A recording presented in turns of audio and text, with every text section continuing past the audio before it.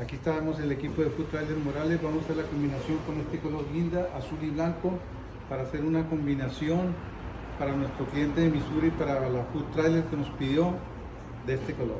Y le vamos a dar el tono porque él es el color que él quiere.